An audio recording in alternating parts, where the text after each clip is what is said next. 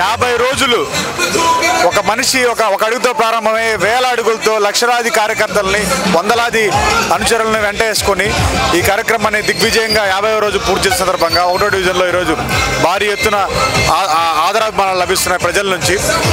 ఉట్నే పాదయాత్ర అంటే పాంప్లెట్ ఇచ్చి రాకుండా 2 నిమిషాలు ప్రతి మనిషితో ప్రతి కుటుంబ సభ్యులతో మాట్లాడి వాళ్ళకున్న సమస్యలేంది, ఎమ్మెల్యే అభ్యర్థిగా పోటీ చేసే వ్యక్తి లక్షణాలు ఉండాల్సిన మొదటి లక్షణం ప్రజా సమస్యల మీద అవగాహన.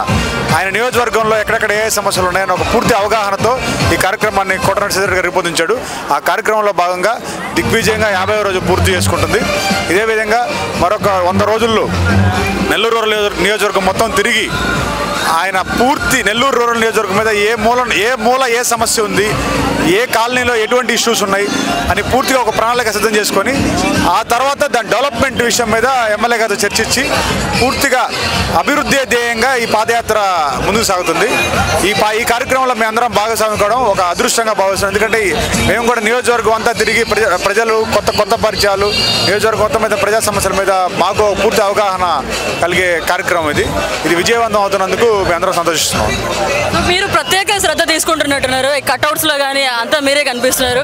సో ముఖ్యంగా నేను ఇక్కడ స్థానికుడిని కాబట్టి మామూలుగా స్థానికుడిని కాకపోయినా కార్యక్రమంలో ఎక్కువగా పాత్రత పోషిస్తున్నాను. ఎమ్మెల్యే గారి ఆఫీస్లో పూర్తి నిత్యం ఉంటాను కాబట్టి నేను ముఖ్య అనుచరునిగా వ్యవహరిస్తున్నాను కాబట్టి ప్రతి కార్యక్రమంలో పార్టీ కార్యాలయంలో పూర్తిగా అన్ని బాధ్యతలు నేను చూస్తాను.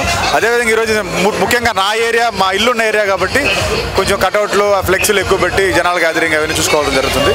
ముఖ్యంగా నా ఊర్లో 50వ రోజు పూర్తి చేయడం కూడా నాకు చాలా అదృష్టంగా భావిస్తున్నాను. ప్రజా సమస్యలను ఎలా ఫాలో అప్ చేస్తున్నారు?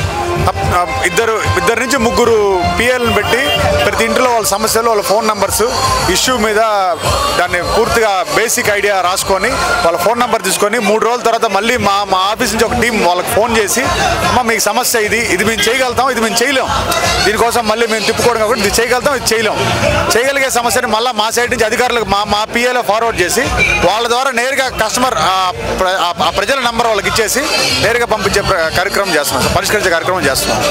మరిన్ని అప్డేట్స్ కోసం మన HN9 టీవీ ఛానల్ ని సబ్స్క్రైబ్ చేసుకోండి.